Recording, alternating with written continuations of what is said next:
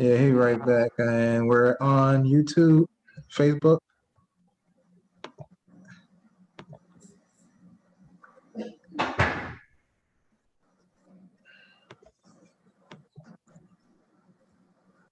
I'm on, got it. He'll be right back.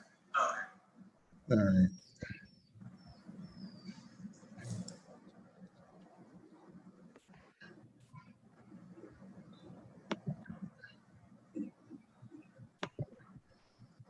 Oh goodness.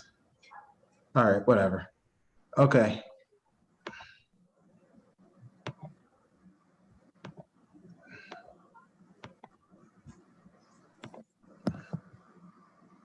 All right.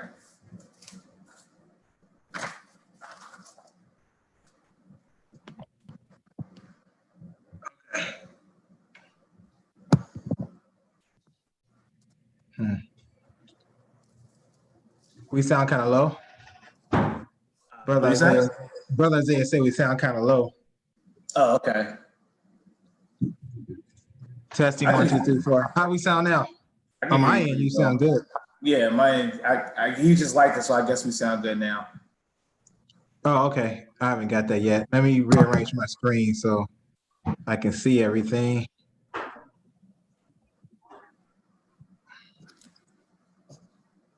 Yeah, no, so Tom said thanks. There we go. Appreciate that. All right, cool. All right, I'm ready to go. All right. All right, welcome everybody as we get started with part 2 of our discussion. Brother Isaiah, he'll be joining us in a quick second. Oh, here he comes right now. We're going to pick up where we left off last week as we talked about segregation. Before we get started, as usual, I want to welcome everybody to Bible Christians Bible discussion.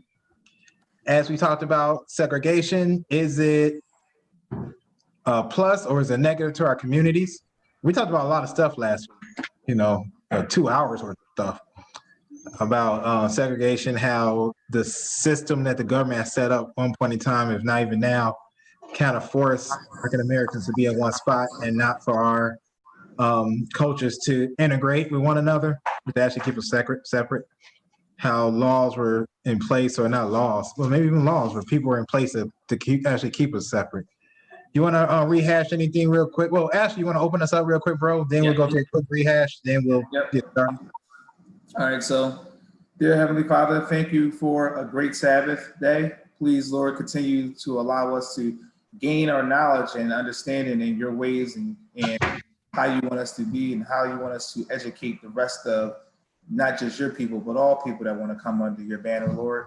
And just hopefully that this discussion today, just like last Sabbath, will continue to grow in our knowledge and understanding in all things. In Jesus' name we pray. Amen. Amen. So yeah, we touched on a lot of stuff last week. And it was really good. Like Devin said, it was 2 hours worth of good conversation we had. And we always want to jump into some scriptures before we start anything. Happy Sabbath, Brother Jacob.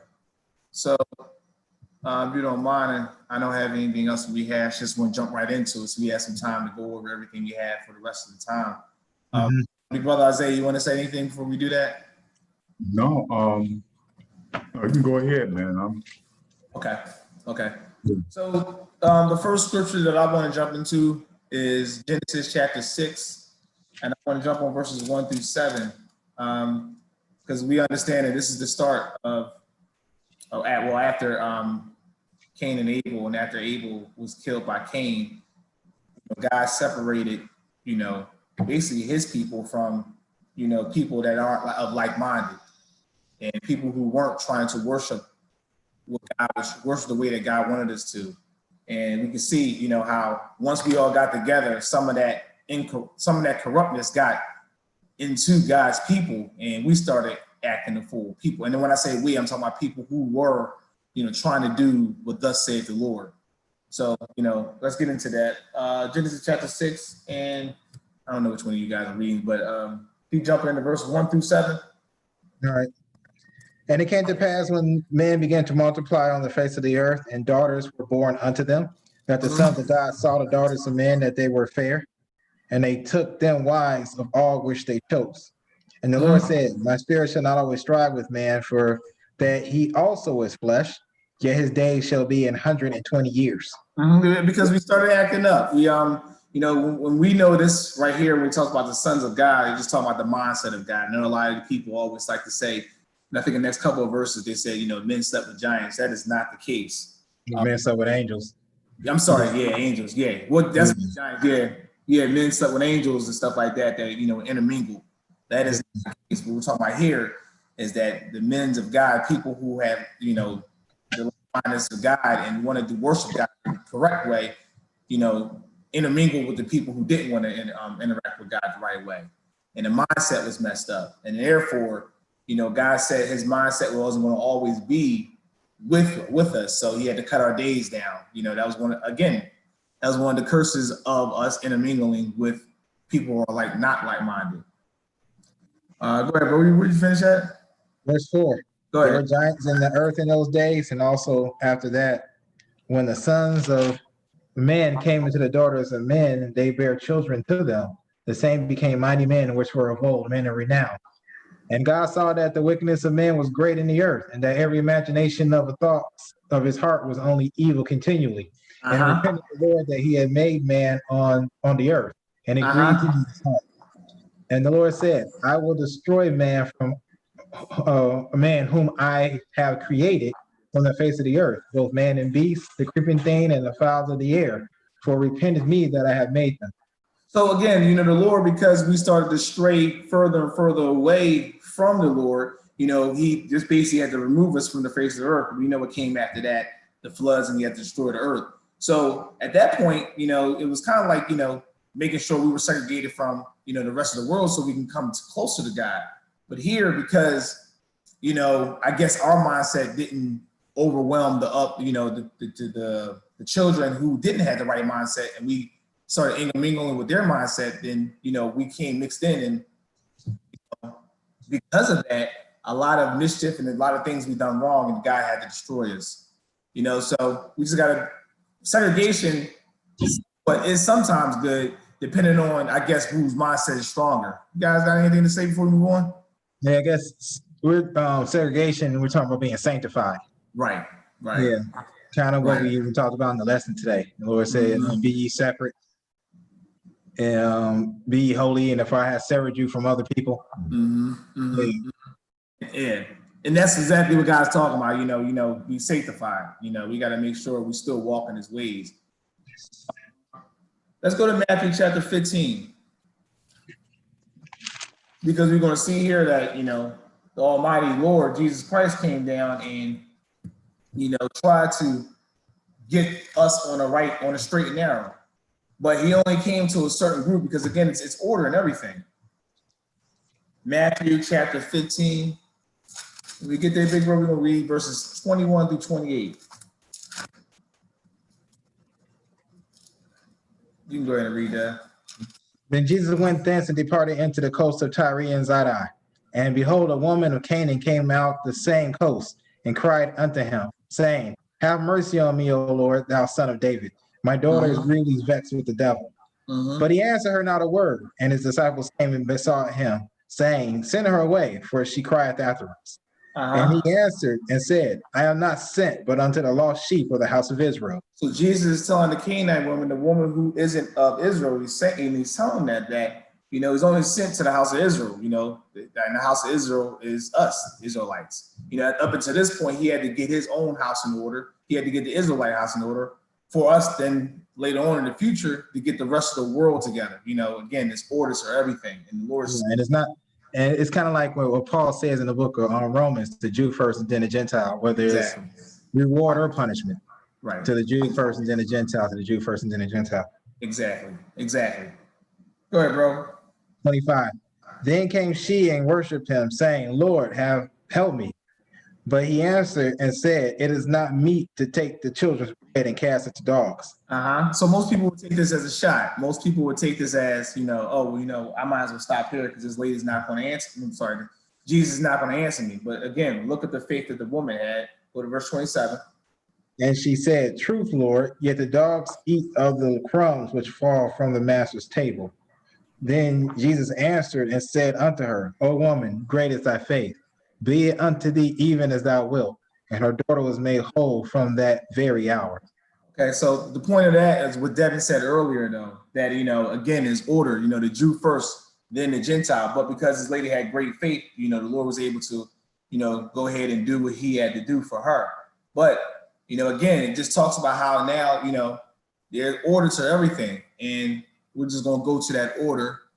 You want to read that comment real quick? Oh, I'll read it. I'm sorry. I'm in charge of Facebook. So Brother Jacob said, absolutely, I guess to one of the comments either me or you had said. And Kim said, it almost feels like since we are the minority in this country, it would be smarter if we, again, separated ourselves from others, not just for physical and financial betterment, but more so spiritually. Yeah, I actually agree with that. I do. And when we started doing this, Devin and Isaiah, I kind of didn't agree with that at first. I thought that segregation was horrible. But, from a spiritual perspective, when we started digging into this, more and more, I was like, wow, you know what? This actually might be for the betterment of us to be segregated for a little bit. Well, if we go back to when we were segregated, like Wall Street, Rosewood, and different things like that. And it wasn't like we was trying to not be, I guess, around other people, but it's just that they wouldn't be around us. So we were forced to actually rely on our own selves. Now, since we relied on our own businesses, our own communities and different things like that, we have more pride in our community. Right. We have more pride in each other. So it might be a good thing. And it's not that we're against other people. It's kind of like if, I know you guys got a Germantown and Chinatown and Philly, right? Oh, yeah.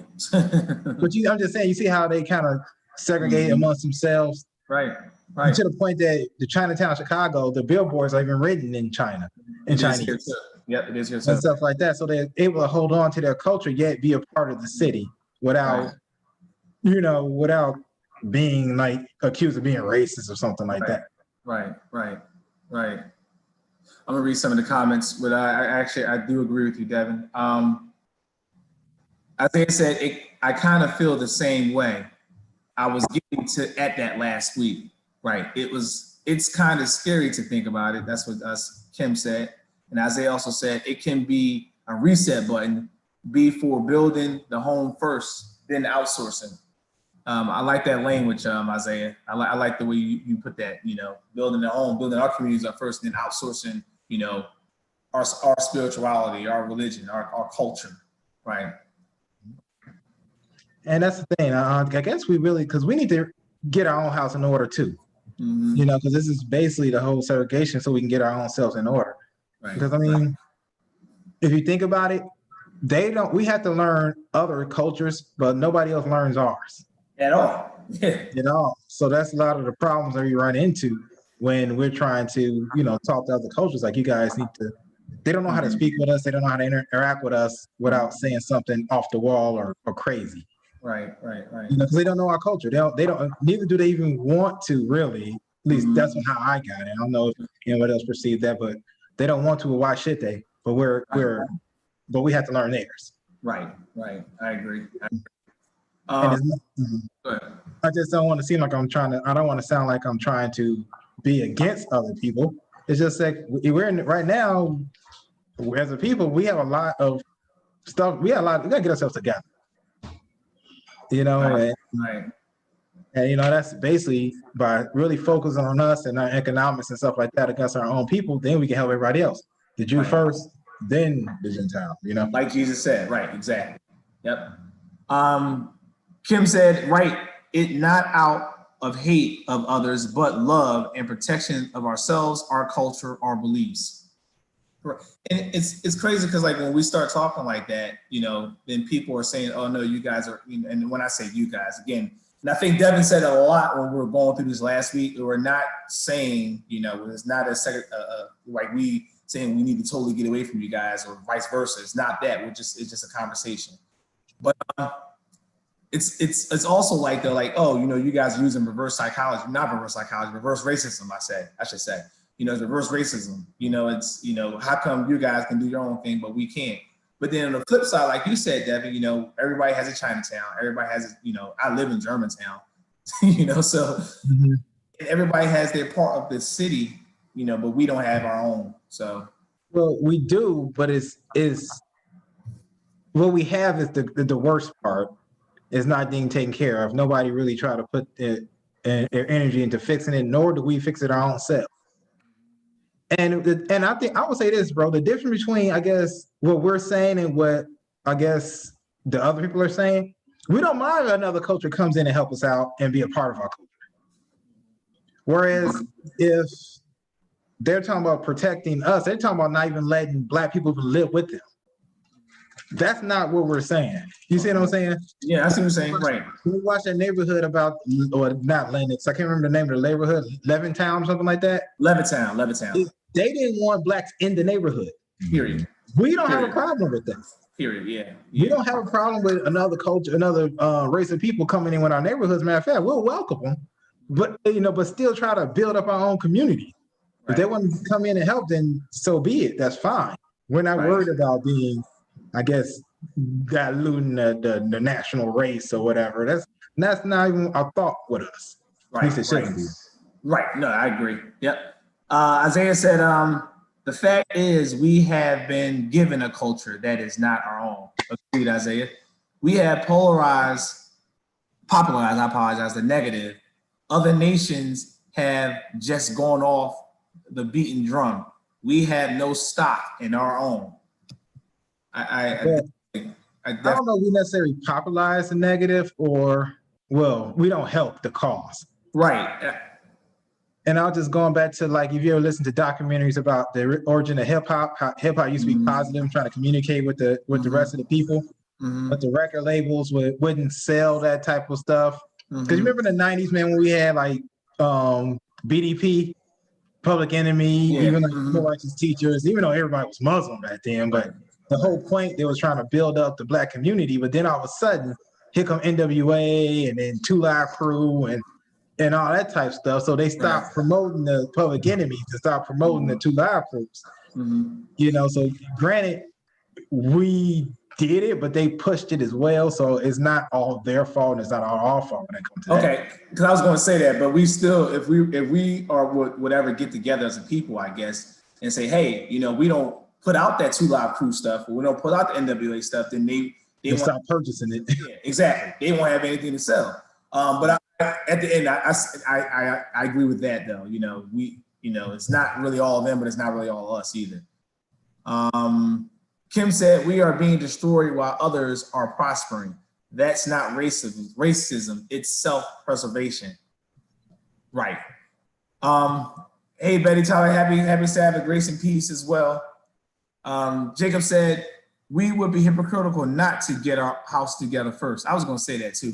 Matthew chapter 7, verse 5.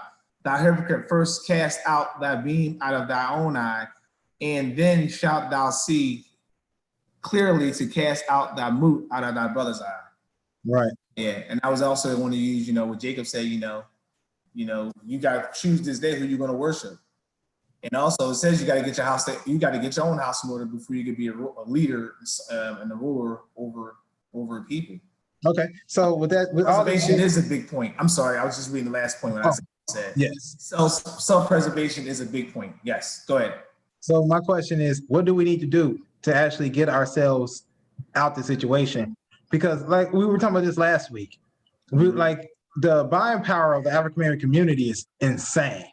How much buying power we have, only to be 13% of the population, but we're like 30% of the buying power. Right. Like the scriptures say, they're making merchandise of us.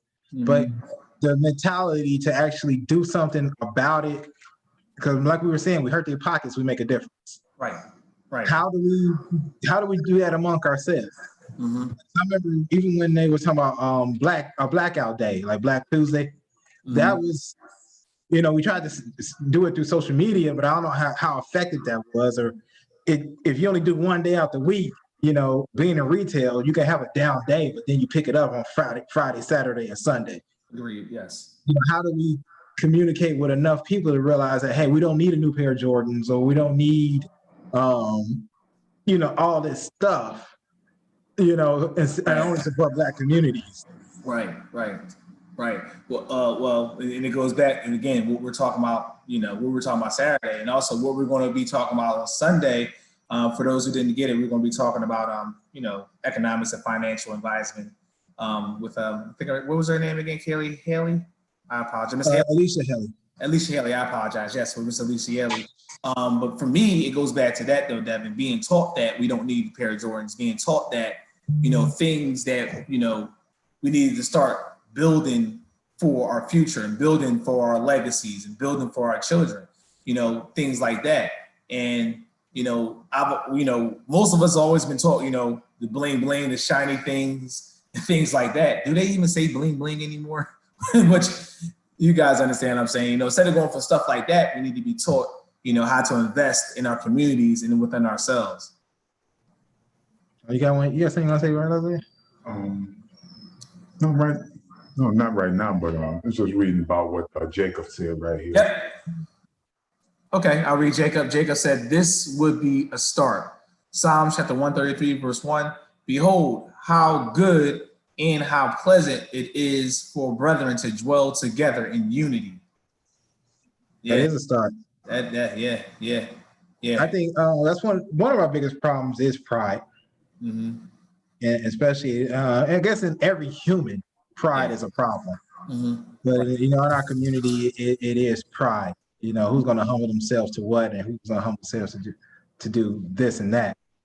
So I guess that would be humility. And the crazy thing about it, you would think we'd be the most humble people on this planet for all the stuff we went through and go through.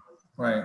But that's actually is not the case. Well, we're taught though from our music and from our sports players, the people that we look up to the most, which that's kind of backwards as well. We're taught, you need to be all for self. You need to get yours. You better get yours. I got mine type mentality. And because of that, pride is rampant, especially within our communities, even though we're at the bottom rung. Yeah. Jacob also said we need to build unity on coming to a basic agreement. Amos chapter 3, verse 3. Can two walk together except they be agreed? No, they can't.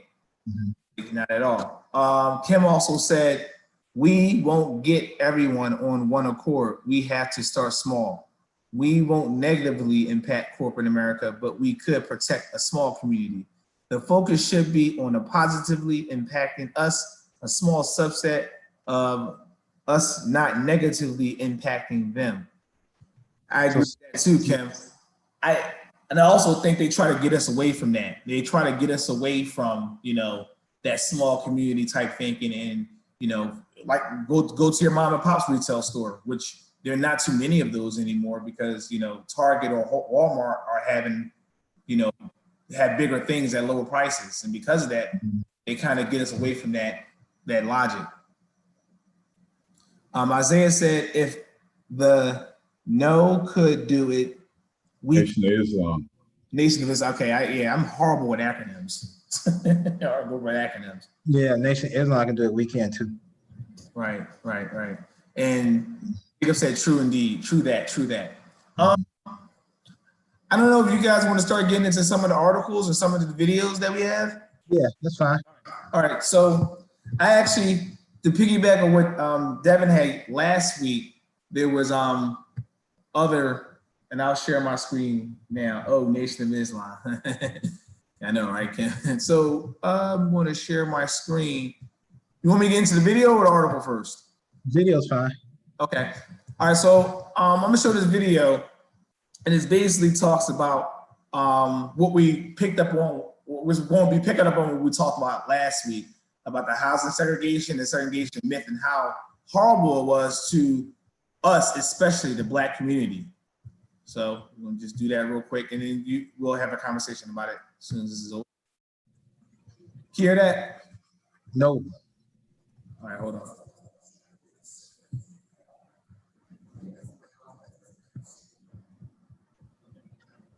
Okay, you say you can't hear it? No, I can't. All right, let me try that again. Turn it up. It was up. All right, I'm gonna try again.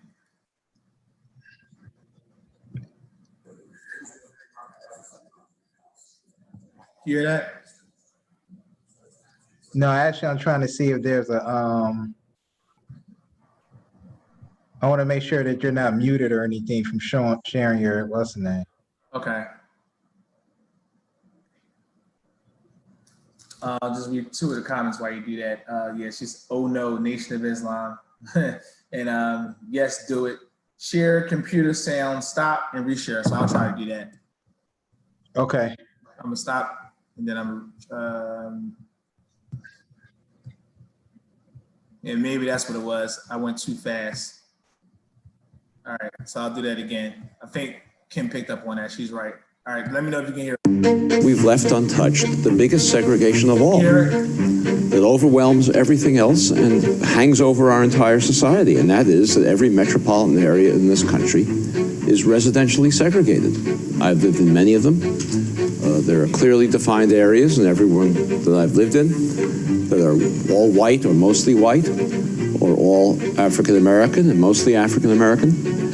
And all of us accept this as part of the natural environment. It's not that we think it's a good thing. We know we say it's too bad, but we think it's sort of natural, normal, something we accept. It's not that we've tried to do anything about it and have failed. We've never even tried. And so in order to rationalize to ourselves our failure to undo it, we've adopted the national myth.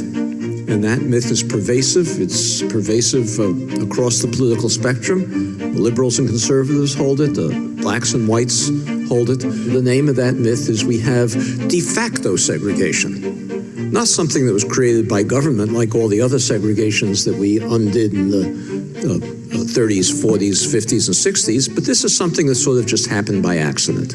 It happened because people like to live with each other of the same race.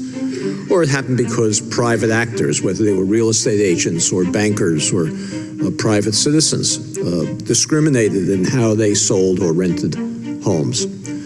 Or it happened because African Americans happen to be poorer than whites on average, and therefore they can't afford to move to middle-class communities. De facto segregation is an utter myth. There is no basis to it whatsoever. The racial segregation in every metropolitan area in this country was created by racially explicit government policy designed to create racial boundaries, designed to ensure that African Americans and whites could not live near one another, with policies that are so powerful that they still determine the racial landscape that we see in cities all over the country. Just like we have the myth of de facto segregation, we also think we know what public housing is. It's a place where poor people live, where lots of mothers with children, single parents with children, lots of young men without access to jobs in the formal economy, acting out, engaging in oppositional behavior that attracts attention to the police and a cycle of violence that we've seen in so many places. That's what we think of as public housing. But that's not how public housing began in this country. Public housing began in this country as a program for middle-class, working-class families. During the Depression, poor people were not permitted into public housing when public housing was first created. There was a housing shortage, and public housing was created for people who could afford to pay the full rent in housing, and they did in public housing, but for whom there was no housing available. Everywhere, the Public Works Administration and the other federal agencies that succeeded it created segregated public housing, separate projects for African Americans and whites in cities all across the country, frequently segregating neighborhoods that hadn't previously been segregated, that were integrated. During World War II, the actions of the government intensified to create segregation. They intensified because throughout the country, hundreds of thousands of workers flocked to centers of defense production, of war production, to take jobs that hadn't existed during the Depression. And the migration of workers into centers of defense production overwhelmed frequently the communities where they were working. The federal government had to build housing for these workers if wanted the ships to be produced. For the African Americans, they built the housing on the temporary housing because the explicit goal of the housing was that African Americans after World War II would leave and go back to the South. So they built temporary housing for the African Americans along the railroad tracks and near the shipyards. And they built more stable housing for the white migrants in the white residential areas.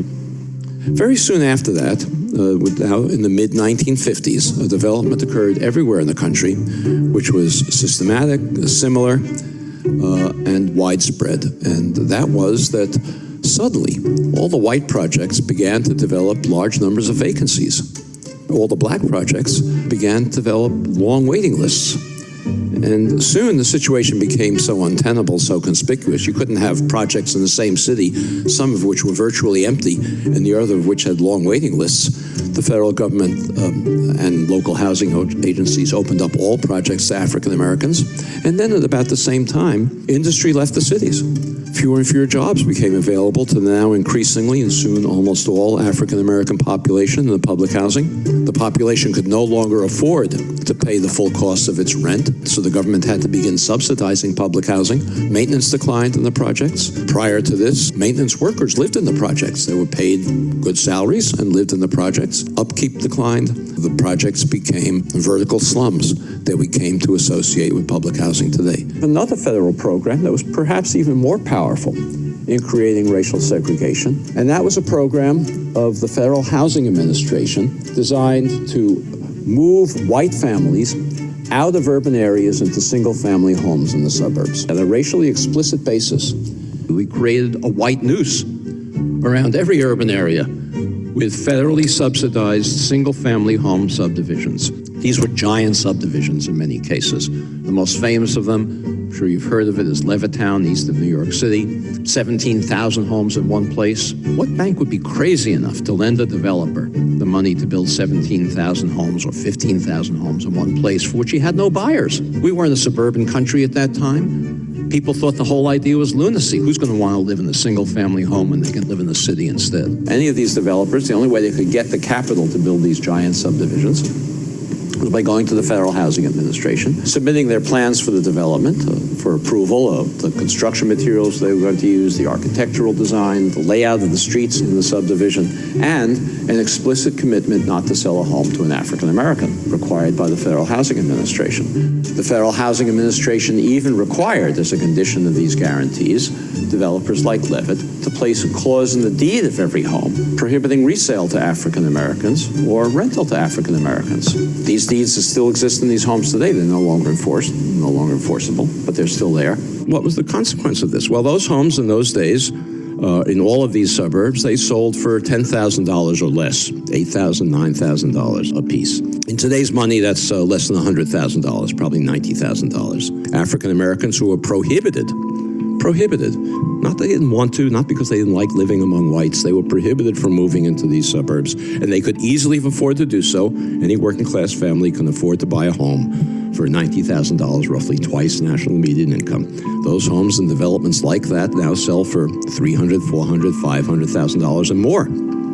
The white families over the next couple of generations gained, you can do the arithmetic, $200,000, $300,000, $400,000, $500,000 in equity. They used that equity to send their children to college, to take care of medical emergencies, to take care of economic downturns, most importantly, to bequeath it to their children, who then had down payments for their own homes. African Americans who accumulated none of that wealth as a result of this federal subsidy had none of those abilities. Today, nationwide, African American incomes are on average about 60% of white incomes. African American wealth today is 10% of white wealth. That enormous disparity between a 60% income ratio and a 10% wealth ratio is entirely attributable to unconstitutional federal housing policy practiced in the mid-20th century that has never been remedied. It's a constitutional violation, and of course it determines the ongoing racial inequalities we have today.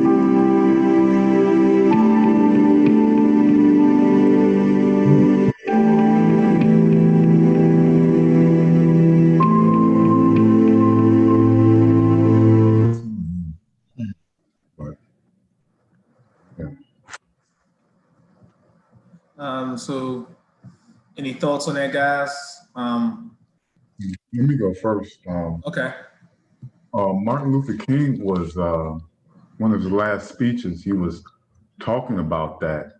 It was about how the whites were had accumulated wealth after World War II and through the real estate. And a lot of it, or some of it, was what he covered at the end of his speech there, and how the government set up a plan where basically when everyone is expanding out, how they were able to get the real estate and how they, the government helped them out.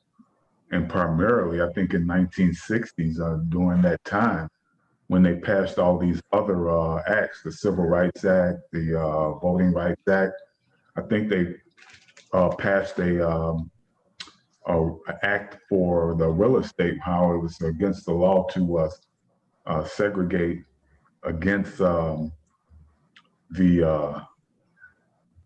against us from buying homes with the redlining and stuff like that. That was going on.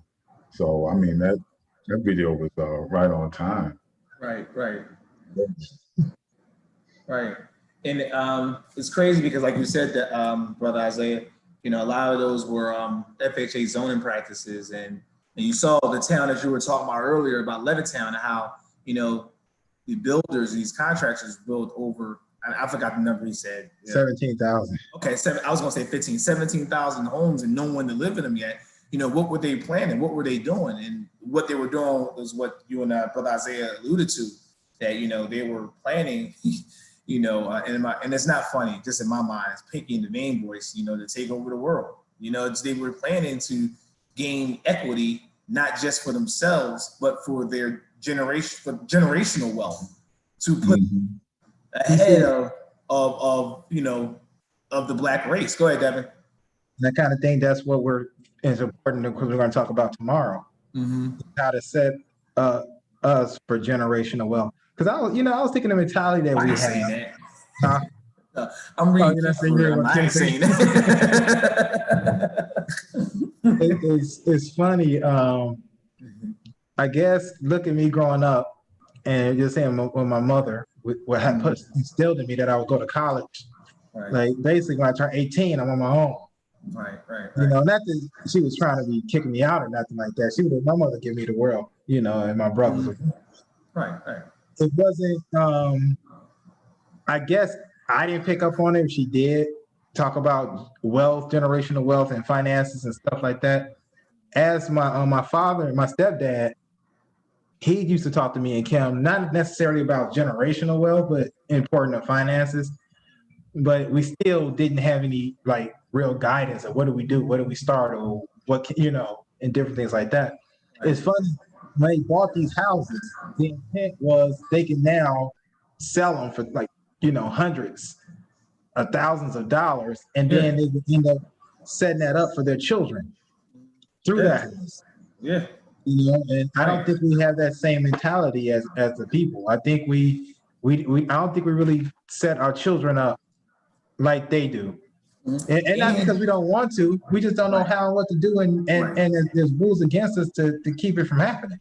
And like you said too, Devin, instead of looking at it towards that, setting up, they basically flip the house $90,000. They can sell it now for $300,000, $400,000, $500,000. That's that's what, almost $250,000 worth of profit. Instead of we're looking at buying a pair of Jordans, buying a pair of Air Maxes that's going to cost $200,000, $250,000. And cars and rims, even cars, stuff that don't it depreciate. And it depreciates. The second you turn the key. Right. So we have our economics backwards, and it's just not maybe you, Devin, or Isaiah, or myself. It's us as a culture. So we have to like Isaiah K said, kind of hit the reset button and start all over, because we lost from day one. I just want to comment real quick that I can't, and I'm not even gonna try to even say that word. So nope. But she said, "OMG, that just broke my heart to hear it summed up." So yeah, I mean, how do you even say that word? Succinctly? Succinctly? I don't know.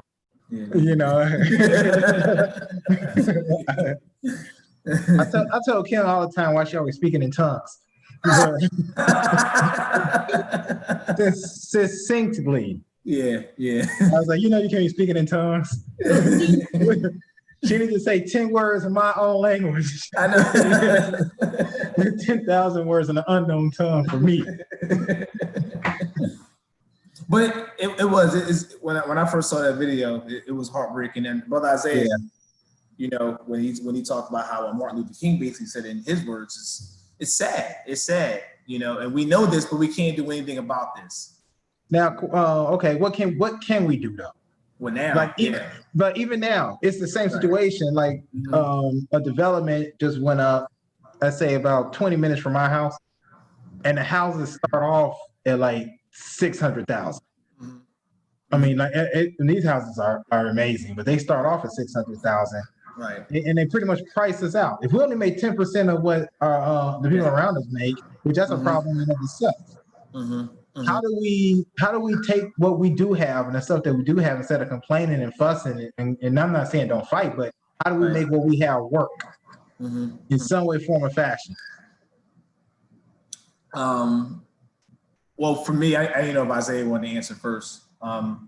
But for me, how I would do it, you know, obviously you put all things in the Lord's hands, right? You know, right. Well, yeah, that goes without saying. And then, we gotta say this. We know this is not Jerusalem. We know this is, but my thing is, we can't just brush off that and not live. No. I was about to answer, Devin, but this is my fault. I was about to answer you. Right. I say, I obviously put all things in the Lord's hands, but some of this is kind of a gamble, Devin. Some of this, I have to put up my own wealth. I have to put up my own equity, maybe in my own house, to be able to go fishing for more wealth. So, and that's what I was going to when I said, I gotta have the faith and abilities to be able to gamble like they did. And when I say they, I mean other cultures. You know, look at Trump and his family. You know, they started out doing just that. They started, doing that, and going out on a limb. And then once they gained that wealth generational, obviously, because that dude went bankrupt how many times? 3 or 4 times? No, more than that. Yeah. All right. But because he said if he would have not done anything with his father's money, he'd be richer than he is now. Right. But he was able to do a lot more. But we have to do that and have the mindset that, it's going to come. It's going to be better days, or you know what I mean? I hope I explained that the way I wanted to. But it takes risk and it takes a gamble, but it takes an educational risk and gamble. I mean, what are you guys' thoughts? Right. Like you said, it is faith in the Lord. Right. Faith in the Lord more exposed. And we understanding that this is not the place where the Lord enters. Right. But that doesn't mean that we can't get out and try to accomplish, this new life for us as a people. Exactly. And I'll be honest, I guess right now in 2020, we probably as a people make more than we did a year than we did years back. You think or no? So I think that's all relative though. And I guess, and I hate using this word, it depends. Just because, inflation and everything else. I mean, by the numbers, it looks like we make more, but do we really make more when, you might live in a house, and I'm not saying you, but I might live in a house that costs, back then it was $90,000, but now it's worth, $200,000 or $300,000. And with my salary, it might just be, I might be making just as much, if not even less, depending on, how much food and stuff costs.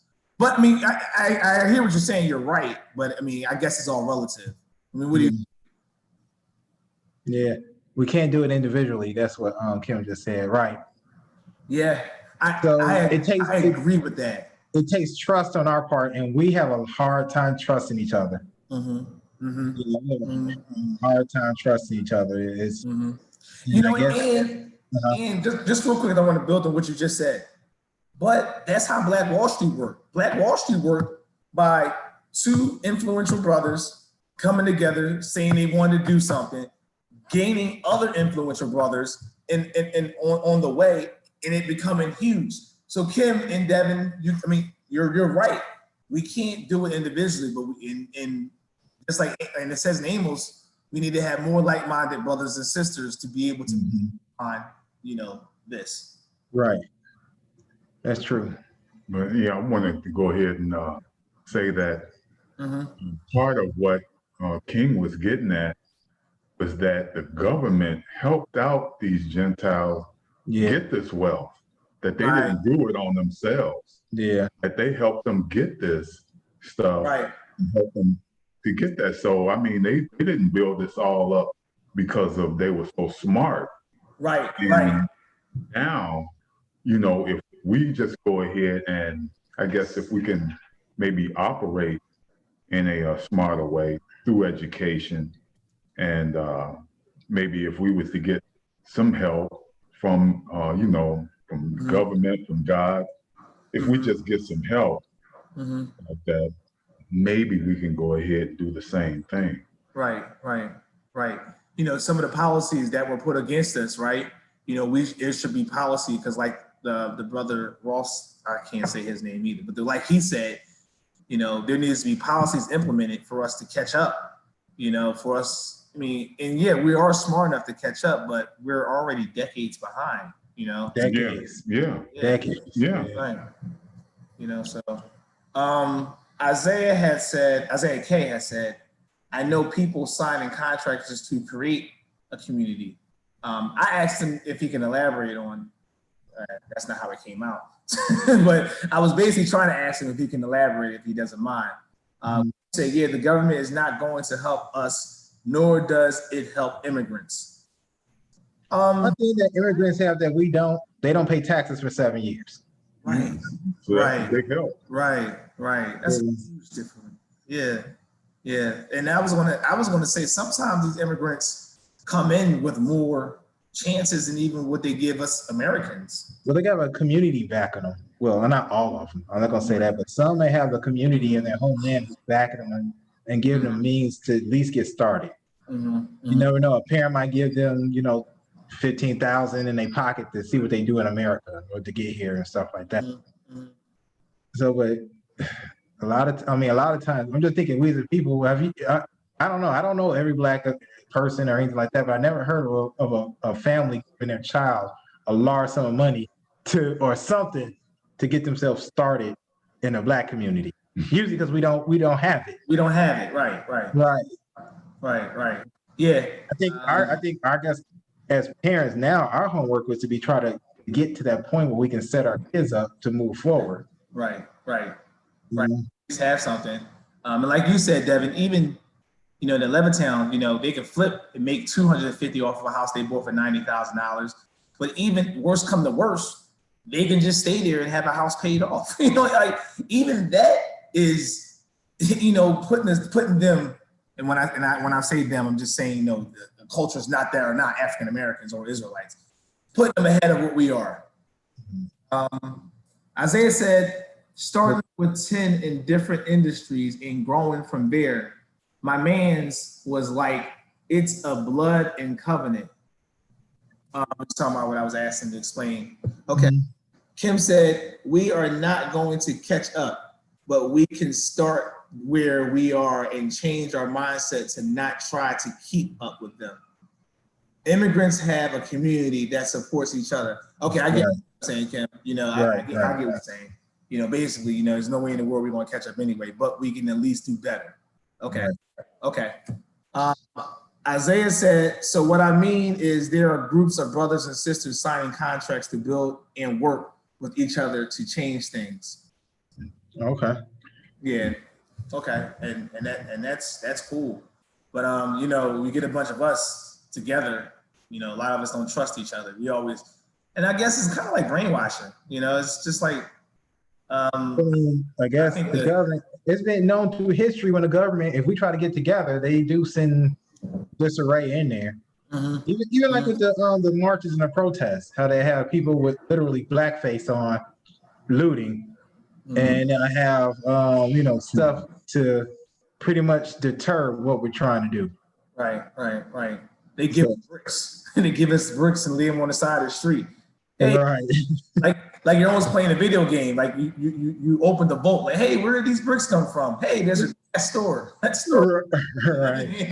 So I guess we got to be smarter as a whole how we do things, and that's where the education part come on. I guess understand what the end goal is, and no matter how, I guess, emotion don't turn away from that end goal, or it's going to affect the end goal. Don't do it.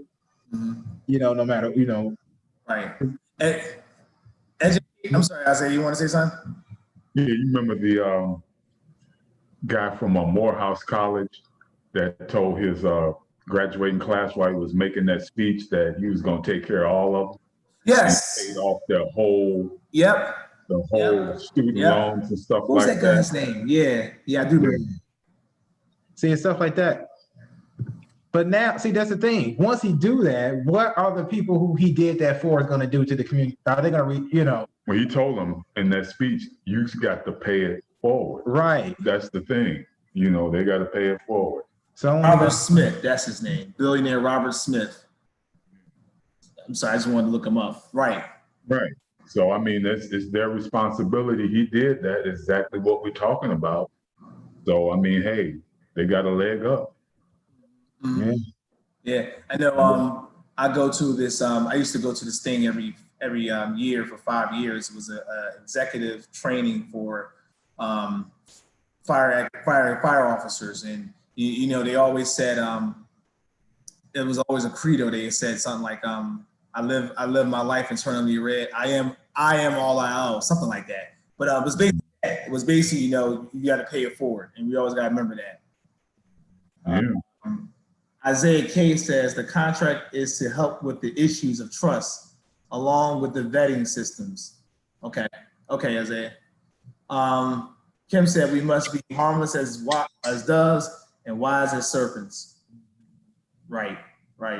And Isaiah said, I wish my loans were paid for. LOL, I will pay it forward. Yeah. No, definitely, I would too. Yeah, that's what they're talking about. All these elections talking about eliminating student loans. Right. All that is getting a lot of traction. They're talking about it. What was I going to say? I was going to touch on that a little bit, but I think we can touch more on that tomorrow. Actually, could do with economics. I'll wait till tomorrow to touch on that. Yeah, that's a good point, though, Isaiah. I don't have anything else, guys. I thought you had an article. Oh, I got 3 articles. It'll take another half an hour to get through these because it's a lot. Oh, okay. But we basically touched on everything, which is cool from my standpoint. Anyway, I don't know if you guys want to. Okay. So to sum it all up, I guess the first thing we need to do, and this is something that we all can work on, is really see if we can focus on our financial income to set up something for our kids and to be more aware financially. That's the only thing we can start. We got 10%. So let's see what we can do with that 10% and make it work and grow to something else. Right. Like Kim said, we won't catch up with them, Right. but we can still do what we have, our allowance that we have. We can do something different with it and actually affect our communities and actually getting more contact with like-minded people to make something change. Right. So, I want to make sure that everybody comes in tomorrow at 5 p.m. Central Standard Time to talk with Mrs. Haley about, just finances one-on-one and investment and different things like that. And the crazy thing about it, I don't know what I should ask because I don't know what I don't know. So even if you think you know something, you might want to listen in. Oh, good point, Devin. Good point. Mm-hmm. Good point. She might say something I never heard before. Right. That's an excellent point. All of us are coming into, well, not all, I don't know everybody's background, but I know I'm coming in just like that, Devin. And Isaiah, I don't know much about finances. It's just what I get here and there, from family and friends and, people like-minded people, I think it's going to be a good one. And it just because, we always talk about education, like we said before, right? We always talk about education. Education is key. But, we need to do other things besides education to be able to at least be on the same ballpark, be in the same playing field as them. And right. Economics is one of those things that can get us, at least in the game. Right. Plus, getting rid of that pride and coming together, being on one accord, like I think Kim has said. Right. So I guess it's good for everybody to sit down and figure out how can you come up with a second stream of income to your household. Multiple streams of income. Mm-hmm. And I'm talking about hopefully something that'll work. Because in order to us building a community, we have to get our own house in order too. Don't get me wrong. Right. So we got to set up something within your own household where you can bring in multiple streams of income to get you out this particular in circumstance. Mm-hmm. And as you grow, you share that with other people so they can grow as well, and so on. Mm-hmm. Because since we only made 10% of what they made, that means we need to figure out how we can get some more into it. Because 10% probably just covers our basic, necessities, mortgage, car note, and so on. So the other streams will start adding to how we can start making a difference. Right, right. So some of the comments before we go, Isaiah says, post the articles. I will post them in the comments section right before we get done.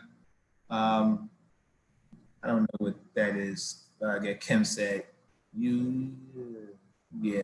I don't know what that is. So I'm gonna move on. She said we're on one accord spiritually. Oh, okay. She was just Carry doing that. Right. Okay. Kim, but she also said finances and community is the next level. Yeah, Definitely agree. Also, Britt said, I appreciate being part of this group. Y'all are amazing. Thank you. You are amazing as well, Britt. As always, thanks for watching and being a top fan. I really love that top fan thing. And Kim said, Devin, you bougie, a car note is not a basic necessity. A car note is a basic necessity, unless you're straight and pay cash. Not all of us can make it rain and pay straight cash. Well, yeah, but that's a good point. Sometimes you gotta make sacrifices in order to get this going. So, how you going to make these sacrifices? But Kim, you're gonna laugh at me because I'm gonna defend Devin right now. I'll call him Kevin. I'm gonna defend Devin now. A car is a basic necessity because we still got to get to and fro, work. We still got to get groceries. Now you don't have to have a tight flat car. It could be a 10, 15-year car, but hey, gotta get it from point A to point B. But I guess if it's that long, it wouldn't be a car note though, right? Yeah, she got us. But one thing I do want to say, we need to we need to keep checking in on this. Like bring this conversation back up to see where everybody at and actually has anybody. We need to hold ourselves accountable. Like seriously, like Brother Jacob and Sister Eureka, what have you done to be financially better since the last time we talked? Or what you guys do, or Devin and Kim, what you guys do? Isaiah, what did you do? I mean, not just to have this conversation and put all this out there, but and not actually try to hold each other accountable for actually trying to make a difference. That's the only way it's going to work if we actually hold each other accountable and actually really try to make a difference, not just talk all this stuff. I mean, even if it's small, like, hey, me and my kids sat down and I taught my kids how to, do a checkbook. That's something different. Or, you'd be amazed at how many of us don't have a bank account. Which I was amazed how many people don't even have a bank account. I just thought it was a given that most people in the world today just had a bank account. I was talking to a friend who works with me, and she was saying, in the neighborhood that she lives in, which is mostly Israel, a lot of them, had their stimulus checks, still taking it out under their mattresses and beds, and it blew my mind, and I was just mind blown. And she said, "Oh yeah, most of my friends don't have bank accounts." Blew my mind. So I guess that would be how you reach out to the community, talk to somebody, and get them to get a bank account. Right. I mean, you can get a bank account for $100. If they might not even have $100, but if you get the stimulus check, that's what you should use to get a bank account. At least, get a bank account. Some of us don't trust. Some of us think, the bank's going to take your money, and that's not how money works. I'm sorry. It's going to be a point when we're not going to have cash anyway. So. Oh yeah, that's coming. Jacob said I'm sorry. Kim said a car note is not a necessity. That's a weird. I kind of agree with that. Yeah, you're right. That's not what's the name. Jacob said amen, and Kim said, and what are we building together? Right. So I guess the next we'll do this again in 2 months. Which one? Right. Segregation or we're gonna come back and do a check-in and see. Seriously, everybody on here do a check-in and see what have you done to better your community financially or better your family financially. Okay. Even if it's just a plan, Right. Okay, so Kim says some banks won't allow people to open up accounts for reasons. I didn't know that, and almost want to call myself privileged because I never knew that. I never knew there was for reasons. Yeah, that's true. Those reasons? That's Oh, do you true. guys know those reasons? Because I don't know. What will be a reason? Bad credit, I think. You can find some bank that get Okay. open up, even if it's a Okay. local bank. I'm thinking because my credit was garbage. It was garbage. Oh, yeah. Because Wow. they won't allow you. I mean, I know for checking accounts they won't. Okay. But maybe not. I'm not sure about savings accounts, but for checking, Right. they will turn you down. Well, Okay. maybe you have to go to get a second savings account. Maybe it's something you can do, or maybe you just got to start building your credit up. Maybe you mean is you got to talk to somebody about building your credit, or do you even know what credit is? Do people even know, No. what a FICO score is, or Nope. TransUnion, Equifax, and which I know Trump has said one thing. He was talking about getting rid of all that stuff and making just one, which I wish he would do instead of the three, because that's just crazy. But Because they take the lowest, right? They take the lowest of the three. do they take the lowest or they take the highest? I guess it I depends on always- who you're dealing with. Yeah, 'cause I always thought it was the lowest. Mm. Kim said bad checking systems, history, and credit issues. Yeah. So I mean, and like I said, this conversation can be more for tomorrow. But just open up accounts for your children. I mean, well, I guess some of our children had bad credit before they even begin because of Bad decisions. Yeah. Yeah. So I get it. Okay. All right. Well, I will see you guys tomorrow at 5. I hope everybody. Well, it's 6 your time, right? Oh yeah, I'd have came at 5. Yeah, I'm glad you said that. All right. So once again, we'll meet up again with want everybody to join us. Tell your friends and family about it. Share it with them. Invite them. Tomorrow at 5 Central Standard Time, 6 o'clock Eastern, as we have our first financial one-on-one with Mrs. Haley, and she'll lead it. And plus, of course, me and Mike will be here to host it and go through there. If you guys have any questions, please tonight, put the questions on our Facebook page so we can get into her. And if we have time, you can ask questions during the presentation. So we'll see. But if you can get your questions to us as soon as possible, you can inbox me or put it on our Facebook page or whatever. Inbox Mike. He'll get it to us. That's me. I don't look at it. Right. Don't inbox. Don't never. Inbox me or Isaiah or Kim, and we can get it to her so she can be prepared. So she already has a list of questions. So let's get into it. We don't want to, we want to make sure this is done efficiently. Right. And stuff like that. Right. Yeah, post questions tonight. So if nothing else, you guys have a wonderful Sabbath, and we'll see you guys tomorrow, Lord willing, of course. And come with your questions and with notebooks and an open mind and ready to move forward. It's time for us to start making a change. So everybody have a restful Sabbath. Peace to everybody in Jesus' name. Peace, guys.